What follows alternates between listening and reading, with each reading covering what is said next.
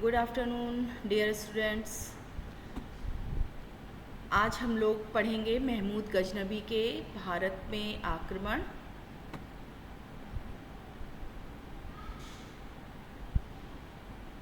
के बारे में। एक मिनट फ्रॉम बिगनिंग। हाँ, आपके सबसे लास्ट यूनिट है, उसमें महमूद गजनबी और मोहम्मद गोरी के बारे में बताया गया है, या उससे संबंधित आपके क्वेश्चन आ सकते हैं। ठीक है, तो एक मिनट मैं पेन सेलेक्ट कर लूँ, लेज़र पॉइंटर। आपका टॉपिक है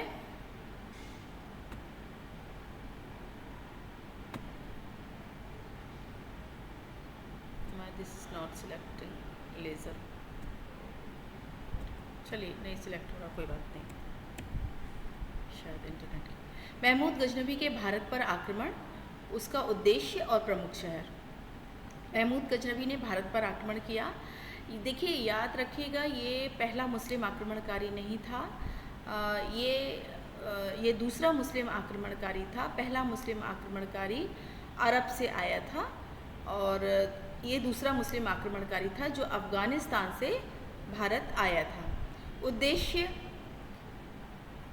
क्या कारण थे जिसके कारण वह भारत आने के लिए प्रेरित हुआ और भारत आया, और यहाँ पर किन प्रमुख शहरों के संग इसने लूटपाट की। आप ये जो एरिया देख रहे हैं, तेहरान और ये आपका निशापुर, ये सारा एरिया जो आप ये देख रहे हैं, जो डार्क उसमें है, शेड में है, ये गजनबी एम्पायर यानी कि महमूद गजनबी का पूरा एम्पायर था।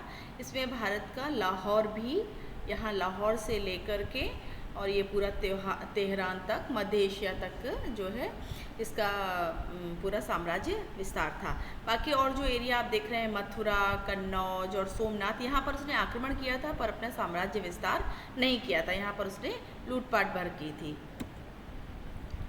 लूटपाट के लिए उसने भारत के कई क्षेत्रों पर आक्रमण किया। पेशावर पर किया, 21 में कन्नौज पर किया, 18 में मथुरा पर किया, फिर 23 में ग्वालियर में किया, 25 में सोमनाथ पे किया।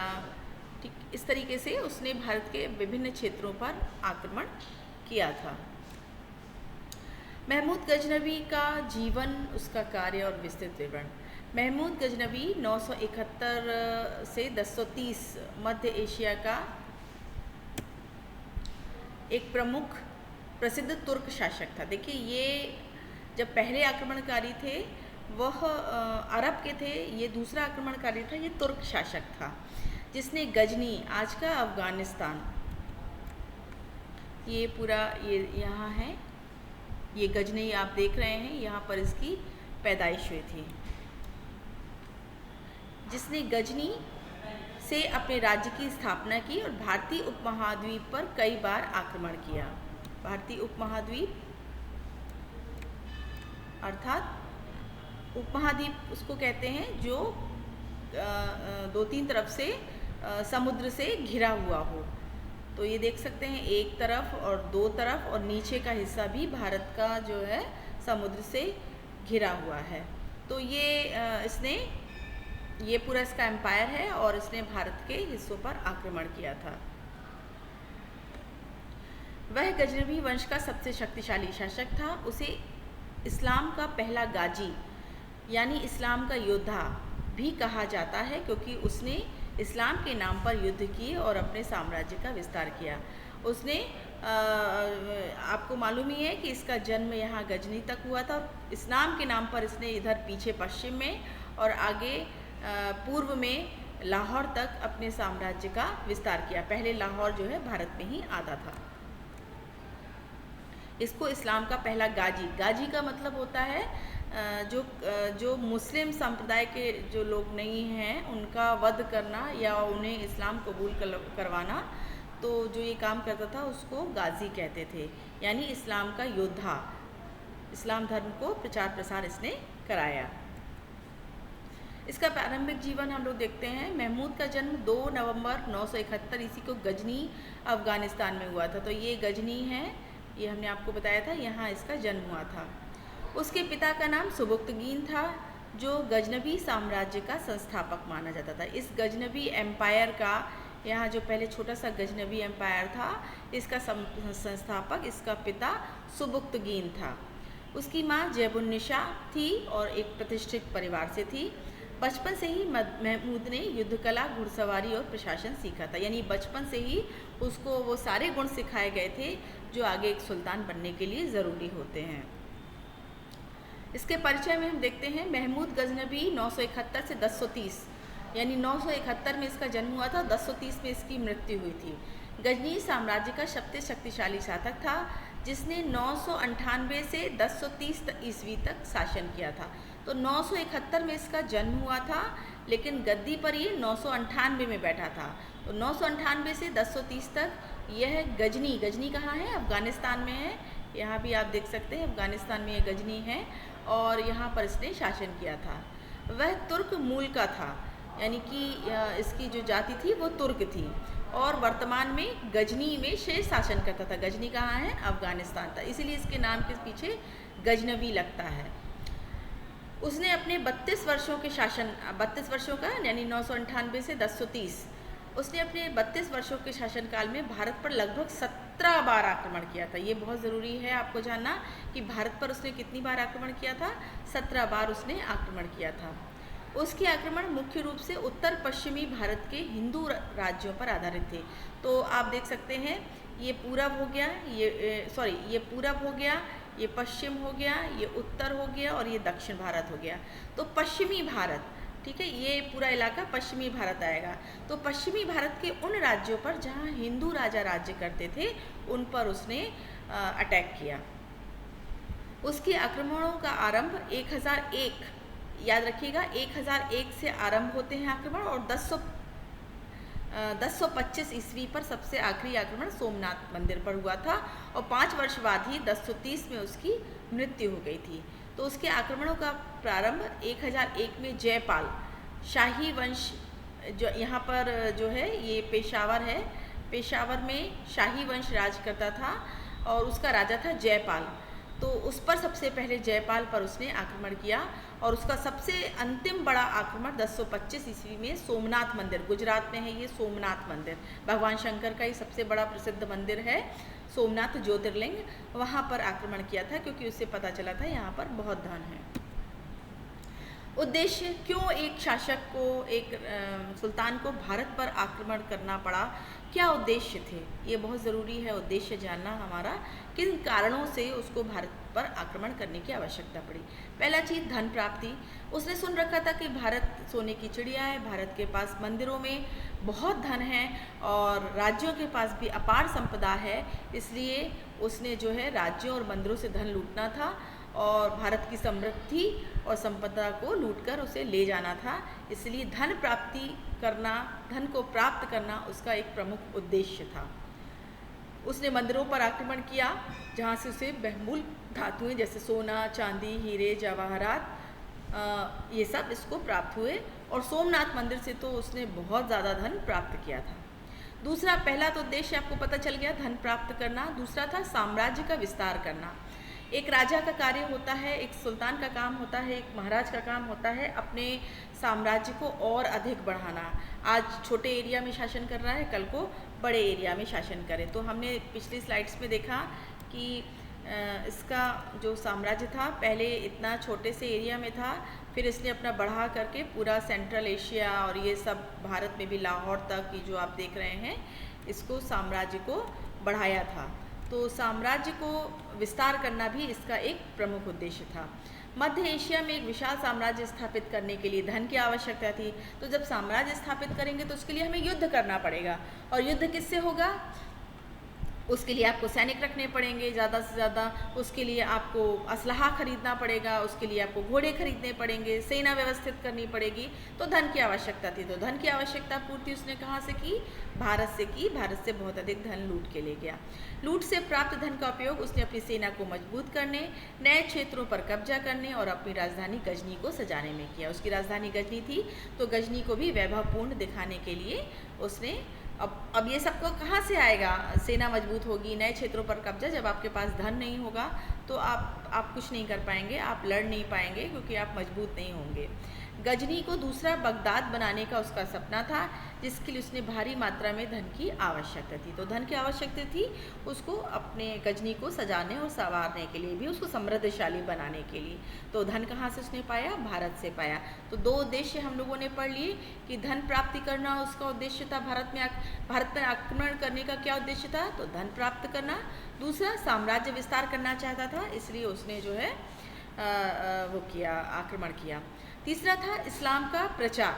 महमूद गजनवी स्वयं को इस्लाम का रक्षक मानता था। चूँकि मुस्लिम था, उसके आक्रमणों का एक उद्देश्य इस्लाम का प्रचार भी था। तो अपने इस्लाम धर्म का प्रचार प्रसार करना। तो कहाँ करेगा प्रचार प्रसार? वो देश जो वो साम्राज्य, वो राज्य जो इस्लाम को नहीं मानते हैं, वहाँ पर ही तो इस्लाम का प्रचार प्रसार किया जाएगा। तो उसने भारत को इसके लिए चुना। उसने अपने आक्रमणों को जिहाद का नाम दिया और अपने को इस्लाम का योद्धा घोषित किया। जिहाद का मतलब होता है कि हम जो गैर मुस्लिम हैं उन पर आक्रमण कर रहे हैं, उनको मुस्लिम में कन्वर्ट करेंगे, उनकी हत्या करेंगे। तो तीसरा कारण क्या था उसका? आक्रमण का उद्देश्य क्या था? इस्लाम का प्रचार प्रसार। चौथा था मूर्ति भंजक। ये मूर्तियों को तोड़ने वाला था। सीधी सी बात है कि इस्लाम धर्म को मानने वाला था और इस्लाम धर्म में मूर्ति पूजा वर्जित है। तो उसने भारत में 1 मिनट का मुझे समय दीजिए, मैं इसको चार्जिंग में लगा देती हूँ।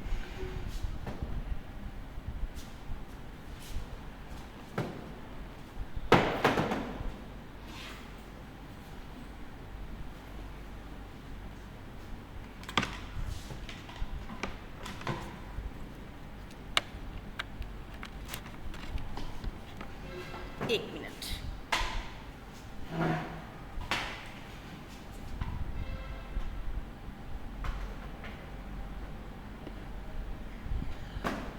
हाँ, ठीक है। तो मूर्ति भंजक था। बैटरी चार्ज हो रही है। मूर्तियों को तोड़ना, क्योंकि इस्लाम में मूर्ति पूजा नहीं मानी जाती है, तो इसलिए भारत जो देश था वो मूर्तियाँ, हमारे यहाँ हम देवताओं की पूजा मूर्तियों में ही करते हैं, मूर्ति के रूप में करते हैं। यहाँ मंदिरों में भी मूर्ति होती है। तो वह कट्टर मूर्ति भंजक था। मूर्ति भंजक मतलब मूर्तियों को तोड़ने वाला था। उसने कई हिंदू मंदिरों को तोड़ा और मूर्तियों को नष्ट किया। तो चूँकि मंदिर में ही मूर्ति स्थापित होती थी, तो इसलिए उसने मंदिरों को भी तोड़ा और मूर्तियों को भी उसने नष्ट किया। सोमनाथ मंदिर पर आक्रमण के दौरान उसने मंदिर की प्रमुख शिवलिंग को तोड़ दिया और उसके टुकड़ों को गजनी ले गया था। तो 4 प्रमुख कारण थे, 4 उद्देश्य थे उसने क्यों आक्रमण किया था। पहला तो था धन प्राप्ति, दूसरा था साम्राज्य का विस्तार करना, तीसरा था इस्लाम का प्रचार। चूँकि वो मुस्लिम था तो इस्लाम का प्रचार प्रसार करना चाहता था, और इस्लाम के प्रचार के अंतर्गत ही वह मूर्ति तोड़ने वाला अर्थात मूर्ति भंजक था। तो मूर्तियों को तोड़ना उसका प्रमुख उद्देश्य था। सबसे अब इसके आक्रमण हम लोग देख लेते हैं। अभी हम लोगों ने उद्देश्य देखे, अब हम लोग आक्रमण देख लेते हैं। तो कुछ कालक्रम के हिसाब से चूँकि उसने 1001 से 1025 तक भारत में आक्रमण किए थे, तो आप शिफ्ट बाय शिफ्ट उसके आक्रमणों को देख सकते हैं। तो प्रारंभिक आक्रमण 1001 से 1009, तो 1001 में उसने सबसे पहला आक्रमण किया था। 1009 तक की इस स्लाइड में हम लोग आक्रमण देखेंगे, फिर दूसरी और फिर तीसरी स्लाइड में उसके आक्रमण पूरे होंगे। तो 1001 से 1009 के आक्रमण ये प्रारंभिक आक्रमण उसके कहलाते हैं। तो सबसे पहला आक्रमण उसने 1001 में किया था। महमूद गजनवी ने अपना पहला आक्रमण हिंदू शाही राज्य के शासक जयपाल पर किया था। आपको पिछली स्लाइड्स में हम दिखा चुके हैं कि पेशावर के पास ये युद्ध हुआ था और जयपाल जो हिंदू शाही राजा था उसको बंदी बना लिया गया था, उसको हरा दिया गया था। और फिर काफ़ी सारा धन लेकर के जयपाल से उसको छोड़ दिया गया था। लेकिन जो जयपाल था वो बहुत उसको आत्मग्लानि हुई कि एक मुस्लिम शासक ने मुझे पकड़ लिया और मुझे बंदियों की तरह रखा। तो राजा था जो कि जयपाल, तो उससे बहुत अपमानित हुआ और जो है उसने अपने आप को अग्नि में प्रवेश कर आत्महत्या कर ली थी, यानी अपने आप में आग लगा ली थी। तो ये बड़े कॉम्पिटिटिव एग्ज़ाम में भी ये क्वेश्चन आता है कि ऐसा कौन सा शासक था जिसने महमूद गजनवी से पराजित होने के बाद आत्महत्या कर ली थी। तो जयपाल थे, हिंदू शाही शासक थे। 1000 में ये युद्ध हुआ था गजनवी पेशावर के पास, जिसमें ये हार गए थे। लेकिन फिर उन्होंने अपनी हार के बदले मुझे आप मुक्त कर दीजिए, बहुत सारा धन महमूद गजनवी को दिया था।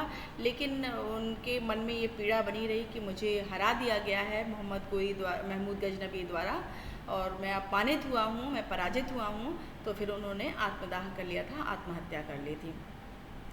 इसके अलावा छोटे छोटे आक्रमण और हुए थे। 1004 में भटिंडा, पंजाब में पड़ता है भटिंडा, इस पर आक्रमण किया था। इसको आप सिर्फ लिख सकते हैं कि 1004 में भटिंडा पर आक्रमण किया था। इसका 1000 में आक्रमण, जो 6वां आक्रमण था, वो वहिंद में हुआ था। वहिंद के युद्ध में महमूद ने जयपाल के पुत्र आनंदपाल को हराया था। तो ये वाहिंद का युद्ध हुआ था 1008 में।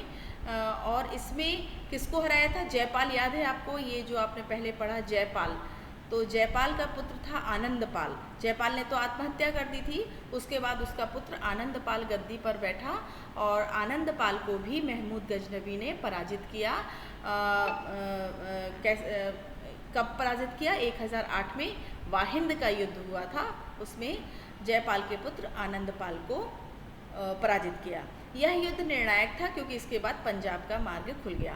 तो पंजाब के बॉर्डर पर ही ये जो है जयपाल और उसका पुत्र आनंदपाल शासन करता था। हिंदू शाही राज्य जो था वो पंजाब के बॉर्डर पर ही था। तो इन दोनों को पराजित करने के बाद पंजाब का जो हिस्सा था वो उसके अधिकार में भी चला गया और भारत में प्रवेश का द्वार खुल गया।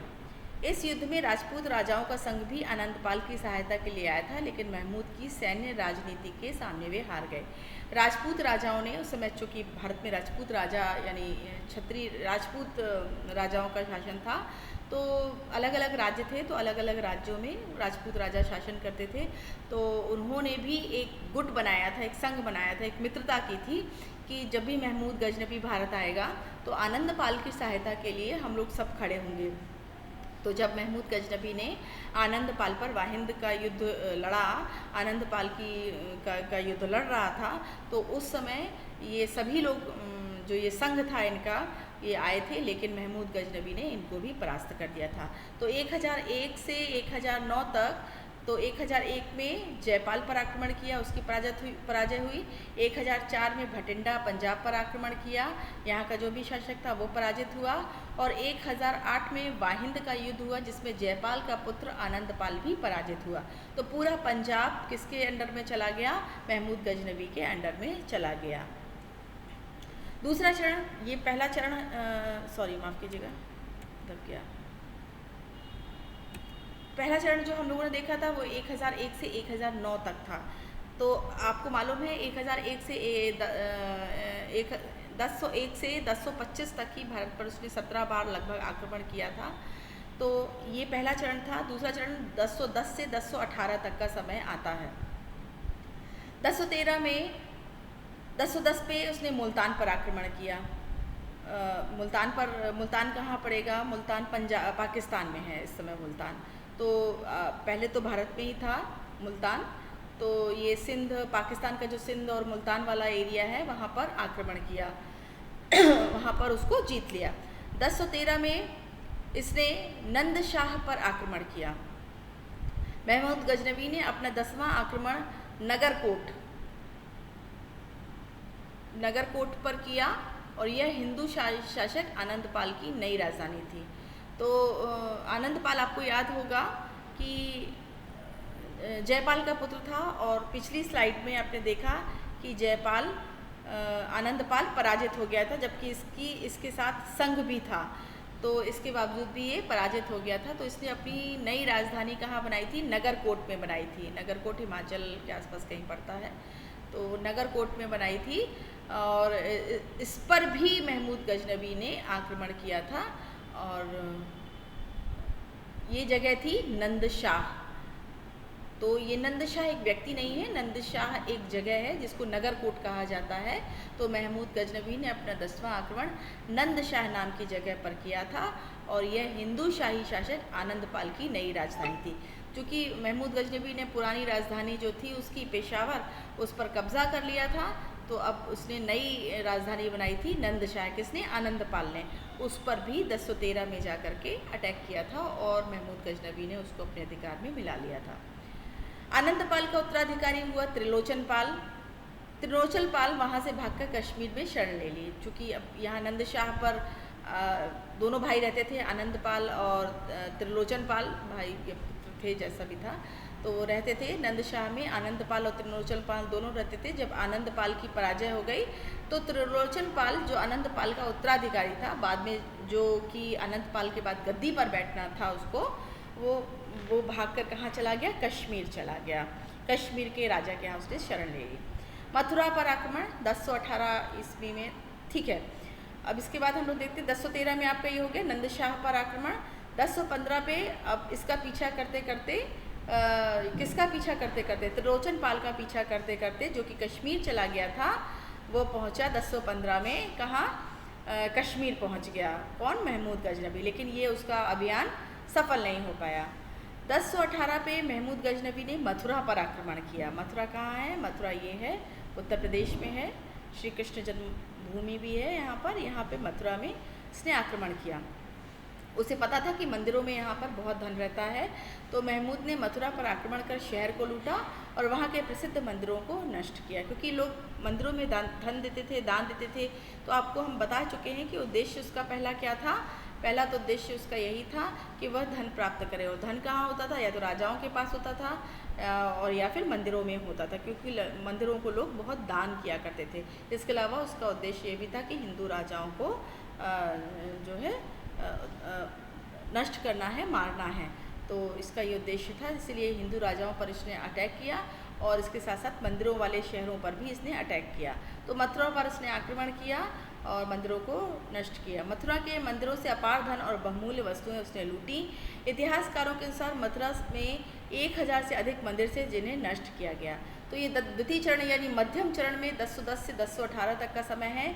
इसने नंदशाह पर आक्रमण किया, मथुरा पर आक्रमण किया। पहला आक्रमण इसका इस कड़ी में मुल्तान पर आक्रमण किया, नंदशाह यानी नगरकोट पर आक्रमण किया, कश्मीर पर आक्रमण किया और मथुरा पर आक्रमण कर उसका विनाश किया। अंतिम चरण उसका आता है, इसके पहले का चरण हम लोगों ने 1010 से 1018 पढ़ा। अंतिम चरण इसका आता है 1019 से 1027 तक का समय आता है। 1019 महमूद गजनवी ने प्रतिहार वंश के शासक राज्यपाल, आपको बता दें कि कन्नौज कहाँ पड़ता है? उत्तर प्रदेश में पड़ता है। वहाँ पर गुर्जर प्रतिहार वंश का शासक राज्यपाल शासन कर रहा था और कन्नौज उसकी राजधानी थी। तो कन्नौज पर आक्रमण किया और इस समृद्ध शहर को लूटा। 1019 में उसने कन्नौज पर आक्रमण किया और उसे लूटा। कन्नौज उत्तर भारत का एक महत्वपूर्ण शहर था। वहाँ महमूद ने वहाँ के 7 किलों और अनेक मंदिरों को नष्ट किया। तो इसलिए आया ही था मंदिरों और किलों को नष्ट भ्रष्ट करने। तो 1019 में उसने कन्नौज पर आक्रमण किया। कन्नौज गुर्जर प्रतिहार राजवंश की राजधानी थी। वहाँ पर उस समय शासक करता था राज्यपाल, जो कि सामना नहीं कर सका और भाग गया। 1022 पे 1021 में आप देखें तो ग्वालियर पर आक्रमण किया था उसने, आप लिख लीजिएगा। लेकिन इसमें कोई डिटेल देने की ऐसी आवश्यकता नहीं, क्योंकि ऐसा कोई बड़ा युद्ध नहीं था। 1022 में कालिंजर पर आक्रमण किया था। कालिंजर कहाँ है? बुंदेलखंड में है और बांदा जिले में पड़ता है कालिंजर। चंदेल राजा विद्याधर के अधीन कालिंजर दुर्ग पर आक्रमण किया गया था।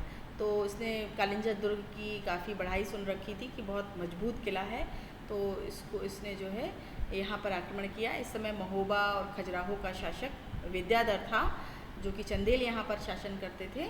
तो ये दुर्ग भी उनके अधीन था। लेकिन यह दुर्ग में ना तो कहते हैं विद्याधर जीते, ना ही महमूद गजनवी जीता। इन दोनों को आपस में संधि करनी पड़ी और वह यहाँ से बहुमूल्य उपहार लेकर लौट गया। ये कालिंजर को वो पराजित नहीं कर पाया। तो ये अंतिम चरण जो चल रहा है, इसमें आपने देखा कि इसने कन्नौज पर 1019 में आक्रमण किया, 1021 में ग्वालियर पर आक्रमण किया, 1022 में कालिंजर पर आक्रमण किया और 1023 में लाहौर के क्षेत्र पर पूर्ण नियंत्रण कर लिया। लाहौर मतलब पाकिस्तान के, फिर वापस ये गया अपने वापस क्षेत्र में, और फिर जब लौट रहा था वहाँ से, मतलब पेशाब अपने गजनी से, तो इसने फिर लाहौर के क्षेत्र पर आक्रमण किया और लाहौर के क्षेत्र पर इसने कब्ज़ा कर लिया। इसका एक बड़ा अभियान माना जाता है 1025 में सोमनाथ मंदिर पर आक्रमण। सोमनाथ का मंदिर गुजरात में है, बहुत सारे हो सकता है, वो बहुत दर्शन के योग्य स्थल है, भगवान शंकर का ज्योतिर्लिंग है। तो महमूद का सबसे प्रसिद्ध आक्रमण 1025 ईस्वी में महमूद गजनवी ने गुजरात के सौराष्ट्र में स्थित है सोमनाथ मंदिर पर आक्रमण किया, जो उसका सबसे प्रसिद्ध और विनाशकारी आक्रमण था। ये बहुत बड़ा आक्रमण माना जाता है, क्योंकि ऐसा माना जाता है कि ये तो जीर्णा टूटा फूटी अवस्था में है, लेकिन अब जो है सोमनाथ मंदिर बहुत अच्छी अवस्था में है, बहुत विशाल मंदिर है, भगवान शंकर का एक विशाल ज्योतिर्लिंग यहाँ पर स्थापित है। तो इसने यहाँ पर आक्रमण किया। उसका मूल उद्देश्य क्या था? धन प्राप्ति। कठिन यात्रा। गजनी से सोमनाथ तक पहुँचने के लिए महमूद को थार रेगिस्तान पार करना पड़ा। रेगिस्तान वाले इलाके से आया, जो एक कठिन और जोखिम भरा मार्ग था, बहुत मुश्किल मार्ग था ये, क्योंकि रेगिस्तान में पानी की कमी होती है, भोजन वगैरह नहीं मिलेगा रास्ते में। महमूद का विनाश। मंदिर का विनाश। महमूद गजनवी ने किस प्रकार मंदिरों का विनाश किया? महमूद ने मंदिर के रक्षकों को हराकर मंदिर को लूटा और प्रसिद्ध शिवलिंग को तोड़ दिया। मंदिर से अपार धन, सोना, चांदी और रत्न लूटे गए। जब ये पता चला कि महमूद गजनवी मंदिर को लूटने आ रहा है, तो जो मंदिर के लिए ब्राह्मण लोग सेवा के लिए लगे थे, उन्होंने कहा कि नहीं, हम महमूद गजनवी का सामना करेंगे, इसको रोकेंगे महमूद गजनवी को। और उन ब्राह्मणों ने युद्ध लड़ा, लेकिन वो सेना को नहीं परास्त कर सके महमूद गजनवी को, और मारे गए। और महमूद गजनवी ने इसके बाद मंदिर को तोड़ दिया, शिवलिंग को तोड़ दिया, और इसके बाद क्या कहते हैं, मंदिर में लूटपाट की, जिससे उसे बहुत ज़्यादा धन मिला। क्या प्रभाव हुआ इस मंदिर पर आक्रमण का? इस आक्रमण ने भारतीय इतिहास में एक गहरा प्रभाव छोड़ा और यह महमूद के आक्रमणों का प्रतीक बन गया। इसके बाद महमूद ने भारत पर कोई बड़ा आक्रमण नहीं किया, क्योंकि 25 पर यह आक्रमण किया और इसके बाद 30 में उसकी मृत्यु हो जाती है। तो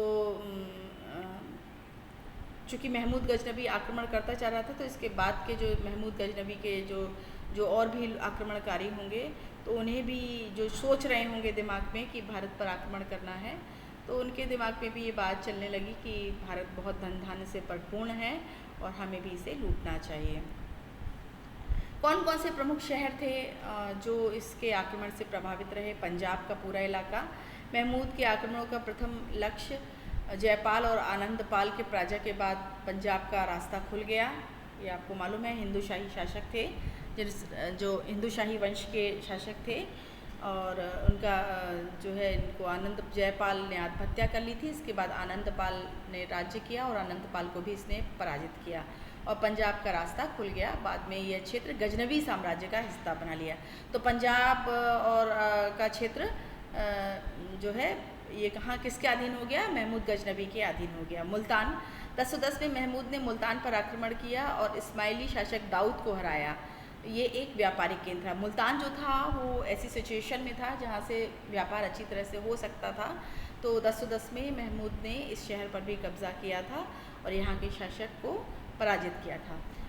1014 में महमूद ने थानेश्वर पर आक्रमण किया और वहाँ के प्रसिद्ध मंदिर को लूटा। यह हरियाणा का एक प्रसिद्ध धार्मिक केंद्र था। थानेश्वर, हम ये कह सकते हैं कि ये नहीं, इसमें स्लाइड में नहीं जुड़ा हुआ है, आप लोग और लिख लीजिएगा, ऐड कर लीजिएगा इसमें। कन्नौज। 1019 में महमूद ने कन्नौज पर आक्रमण किया। ये आपको मालूम है, गुर्जर प्रतिहार राजवंश की राजधानी थी और राज्यवर्धन यहाँ का शासक था, और उसको, ये भी एक सांस्कृतिक और कला का प्रमुख केंद्र थी ये राजधानी, और उसको भी लूटा था। 1018 में इसके ऊपर आना चाहिए था, ये 19 में लूटा है, ये 18 में लूटा है। मथुरा को वहाँ लूटा और कृष्ण की जन्मभूमि और प्रमुख स्थल था, ये धार्मिक स्थल था, वहाँ लूटा, मंदिरों को लूटा और बहुत सारा धन लेके गया। 1025 में 1025 में सोमनाथ, आप ये सोमनाथ देख रहे हैं, इसके नीचे स्लाइड नहीं आ रही है। 1025 में सोमनाथ जो कि गुजरात के सौराष्ट्र में था, वहाँ पर इसने आक्रमण किया और शिवलिंग ज्योतिर्लिंग जो भगवान शंकर का था उसे नष्ट किया और वहाँ से भी काफ़ी सारा धन लूट करके ये अपने गजनी लेके गया।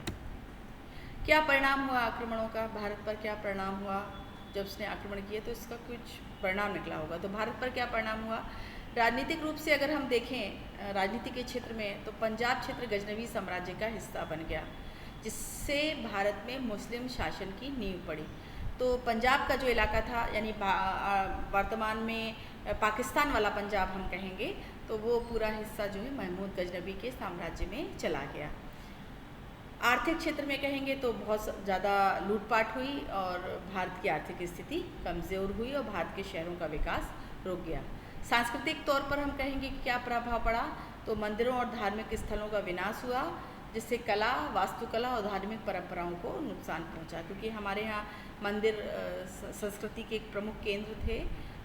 अच्छी नक्काशी होती थी, अच्छे कला का प्रदर्शन होता था और भी वस्तुएं और भी चीज़ें होती थी। तो जब मंदिर नष्ट हुए तो सांस्कृतिक और कई सांस्कृतिक विरासतों को भी वो लूट के ले गया अपने संग, पुस्तकें ले गया अपने संग बहुमूल्य, और मंदिरों को नष्ट भ्रष्ट उसने कर दिया। तो मूर्तियों के नष्ट भ्रष्ट होने से बहुत ज़्यादा हमारी सांस्कृतिक विरासत पर प्रभाव पड़ा। सामाजिक स्थिति क्या हुई, हिंदू मुस्लिम संबंधों में तनाव हुआ और भारतीय समाज में सुरक्षा की चिंता बढ़ी। एक नया वर्ग भारत में आ गया, मुस्लिम वर्ग, चूँकि पंजाब का एरिया पूरा कब्जा कर लिया था उसने, तो एक नया वर्ग आ गया, मुस्लिम वर्ग भारत में रहने के लिए। तो हिंदू और मुस्लिम संबंधों में तनाव बढ़ा, क्योंकि ये जिस प्रकार से आए थे भारत में वो तरीका लूटपाट का था। तो हिंदुओं ने इनको पसंद नहीं किया, क्योंकि अगर प्रेम सहिष्णुता से के साथ ये रहते तो बात अलग होती, लेकिन ये लूटपाट करके भारत के मंदिरों को नष्ट भ्रष्ट करके बसे थे, तो ये इनमें तनाव उत्पन्न हुआ और भारतीय समाज में सुरक्षा की चिंता बढ़ गई, क्योंकि ये आक्रमणकारी टाइप के थे। गजनी साम्राज्य पर क्या प्रभाव पड़ा, ये तो हमने देख लिया कि भारत पर किस प्रकार का प्रभाव पड़ा। गजनी जहाँ से महमूद गजनवी आया था, जहाँ इसका साम्राज्य था, वहाँ पर क्या प्रभाव पड़ा, तो वहाँ पर आर्थिक समृद्धि हुई, क्योंकि क्यों नहीं होगी वहाँ पर आर्थिक समृद्धि, क्योंकि भारत से धन लूट लिया गया था और दूसरा बगदाद के रूप में विकसित हो रहा था वो। भाई धन आपके पास आ जाएगा तो आपकी समृद्धि तो होगी ही। साम्राज्य विस्तार, महमूद अपने साम्राज्य का विस्तार करने में सफल रहा और मध्य एशिया में एक शक्तिशाली शासक बन गया। हमने पहली स्लाइड्स में आपको बताया था कि महमूद गजनवी का साम्राज्य कहाँ से कहाँ तक फैल गया था। सांस्कृतिक विकास क्या हुआ, लूट के धन से कला, साहित्य और वास्तुकला को प्रोत्साहन मिला। जब धन होता है तो कला अपने आप डेवलप होती है, अच्छे अच्छे राइटर्स निकल के आते हैं, क्योंकि आप उन्हें धन दे सकते हैं, पैसा दे सकते हैं। और वास्तुकला, अनेक प्रकार की चीज़ें बनने लगी तो को प्रोत्साहन मिला। महमूद ने अपने दरबार में कई विद्वानों को संरक्षण दिया था, जिसमें प्रमुख था अल-बरूनी। इस्लामिक प्रभाव क्या पड़ा, महमूद के आक्रमणों से इस्लाम का प्रभाव बढ़ा और उसे इस्लाम का योद्धा माने जाने लगा, क्योंकि उसने इस्लाम को आगे प्रसारित किया था अन्य दूसरे देशों में। सांस्कृतिक योगदान क्या हुआ, फारसी भाषा और साहित्य के संरक्षण से गजनी मध्य एशिया का एक प्रमुख सांस्कृतिक केंद्र बन गया। तो जो गजनी आपको मालूम ही है, हमने आपको स्लाइड्स में दिखाया था कि गजनी कहाँ लोकेटेड है। पीछे जाकर स्लाइड्स में आप देख सकते हैं कि गजनी कहाँ है। अफ़गानिस्तान में गजनी है और वहीं पर इसका जन्म हुआ था। वहाँ पर फारसी भाषा, उर्दू भाषा का विकास नहीं, फारसी भाषा और साहित्य जो लिखा गई पुस्तकें वो फारसी भाषा में लिखी गई, ये प्रमुख केंद्र बन गई गजनी। तो गजनी में फारसी भाषा के लिटरेचर लिखे जाने लगे। अल-बरूनी की प्रमुख पुस्तक तारीख़ हिंद यानी भारत का इतिहास महमूद के शासनकाल की अमूल्य धरोहर है। महमूद गजनवी के शासनकाल में उसके दरबार में एक प्रमुख विद्वान रहते थे जिनका नाम था अल-बरूनी। जब महमूद भारत आया तो वो भी भारत आए और उन्होंने भारत की स्थिति, भारत को आंखों देखा वर्णन लिखा और उस पुस्तक का नाम था तारीख़ हिंद यानी भारत का इतिहास। उस समय भारत के इतिहास का वर्णन इस पुस्तक में मिलता है। तो ये बहुत महत्वपूर्ण पुस्तक है। महमूद गजनवी की विरासत क्या क्या छोड़ के गया महमूद गजनवी, स्थान इतिहास में क्या स्थान है महमूद गजनवी का। अगर महमूद महमूद गजनवी को मध्य एशिया का एक महान शासक और सेनापति माना जाता है। मध्य एशिया यानी सेंट्रल एशिया, जहाँ तक उसका पूरा साम्राज्य था। ये हम पहले आपको स्लाइड में दिखा चुके हैं कि कहाँ कहाँ तक उसका पूरा साम्राज्य था, वहाँ पर उसको एक महान शासक और सेनापति माना जाता था। उसने गजनी को एक समृद्ध सांस्कृतिक केंद्र बनाया जैसे और अलबरूनी जैसे विद्वानों को संरक्षण दिया। चूँकि अब धन आ गया था तो गजनी समृद्ध सांस्कृतिक केंद्र बन गई थी और अलबरूनी जैसे विद्वान को उसने संरक्षण दिया था अपने दरबार में। उसके शासनकाल में फ़ारसी साहित्य का विकास हुआ, तो फ़ारसी भाषा से लिटरेचर लिखा गया, किताबें लिखी गईं, तो इसके शासनकाल में फ़ारसी भाषा का विकास हुआ। फिरदौसी जैसे कवियों को प्रोत्साहन दिया। उसके शासनकाल में फिरदौसी जैसे कवि भी थे, तो कवियों और लेखकों को वो प्रोत्साहित करता था। उसकी मृत्यु 1030 के बाद गजनवी साम्राज्य कमज़ोर होने लगे। उसकी मृत्यु 1030 में हुई थी और इसके बाद गजनवी साम्राज्य कमज़ोर होने लगा। दृष्टिकोण देखते हैं। इस्लामिक दृष्टिकोण में महमूद गजनवी क्या था?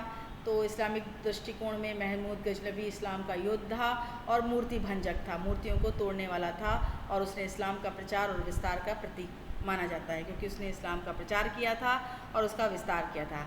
अगर हम भारतीय दृष्टिकोण से देखें तो वह एक लुटेरा था। वास्तव में वो एक, अगर हम देखते हैं तो हमारे मूर्तियों को तोड़ने वाला है। भारतीय धर्म संस्कृति का उसने विनाश किया और मंदिरों को लूट के ले गया। तो क्या था? वो एक आक्रमणकारी था और लुटेरा था। ये भारतीय दृष्टिकोण है। इस्लामी दृष्टिकोण में उसे क्या कहा गया? इस्लाम का योद्धा कहा गया और मूर्ति भंजक कहा गया। लेकिन भारतीय दृष्टिकोण में उसे एक आक्रमणकारी कहा गया और लुटेरा कहा गया। तो क्या निष्कर्ष निकला? महमूद गजनवी ने 1001 से लेके 1025 या 1000 इसमें 27 लिखा है 25 के बीच भारत पर लगभग 17 आक्रमण किए, जिनका मुख्य उद्देश्य धन प्राप्ति और साम्राज्य विस्तार था। तो हमने आपको पहले ही बता दिया था, धन प्राप्त करना उसका उद्देश्य था और उस धन से अपने साम्राज्य का विस्तार करना था और इस्लाम का प्रचार प्रसार करना ये उसका प्रमुख उद्देश्य था। उसके आक्रमणों से पंजाब, मुल्तान, थानेश्वर, कन्नौज, मथुरा और सोमनाथ जैसे प्रमुख शहर और धार्मिक स्थल प्रभावित हुए। इन आक्रमणों ने भारत में मुस्लिम शासन की नींव रखी। तो मुस्लिम शासन जब पहली बार भारत में आया तो वो इसी के समय में आया और मुस्लिम्स भारत में रहने लगे और इतिहास की दिशा को प्रभावित किया। महमूद की विरासत को विभिन्न दृष्टिकोणों से देखा जा सकता है। इस्लामी साहित्यकार उसे एक महान शासक बनाते हैं, जबकि भारतीय इतिहासकार उसे एक आक्रमणकारी के रूप में देखते हैं। आपके थॉट्स के लिए कुछ प्रश्न हैं, कुछ छोड़ के जा रहे हैं हम क्वेश्चन, आप इसको अपने दिमाग में सोचिएगा। क्या महमूद गजनवी के आक्रमण मुख्य रूप से धार्मिक प्रेरणा से या आर्थिक लाभ के लिए थे? यानी महमूद गजनवी ने जो भारत पर आक्रमण किए तो क्या वो धर्म के आधार पर किए कि यहाँ पे हिंदू रहते हैं और हमें उसमें उन्हें मुस्लिम्स के रूप में कन्वर्ट करना है, या हमें अपना इस्लाम का प्रचार प्रसार करना है इसलिए थे, या आर्थिक लाभ के लिए थे, या भारत के धन लूटने के लिए और अपने आप को विकसित करने के लिए थे? दूसरा क्वेश्चन है, महमूद के, यहाँ से ले लेते हैं, नीचे वो आ गया, चलिए ले लेते हैं। दूसरा नीचे है क्वेश्चन, महमूद के आक्रमणों का भारतीय राजनीति और समाज पर क्या दीर्घकालिक प्रभाव पड़ा? तो ये आपके लिए क्वेश्चन है। क्या भारतीय राज्य महमूद के आक्रमणों का प्रतिरोध करने में असफल क्यों रहे? ऐसे कौन से कारण थे जिससे भारतीय राजा मिलकर के भी महमूद के आक्रमणों को रोक नहीं सके? कुछ कारण ऐसे हो सकते हैं कि क्या हम एक नहीं थे या हमारे पास ऐसी टेक्नोलॉजी नहीं थी कि हम इनको रोक नहीं पा रहे थे। क्या वजह हो सकती हैं कि हम रोक नहीं पा रहे थे? महमूद गजनवी के आक्रमणों के बारे में हमें क्या शिक्षा मिलती है? क्या जान पाए हमने जो महमूद गजनवी के आक्रमणों से सीखा, तो वो क्या हम सीख पाए? तो ये आपके लिए कुछ क्वेश्चन हैं, आप विचार कर सकते हैं इन पर। तो इस तरीके से ये स्लाइड यहाँ समाप्त होती है। इसी के साथ ये चैप्टर यहाँ समाप्त होता है। बहुत बहुत धन्यवाद।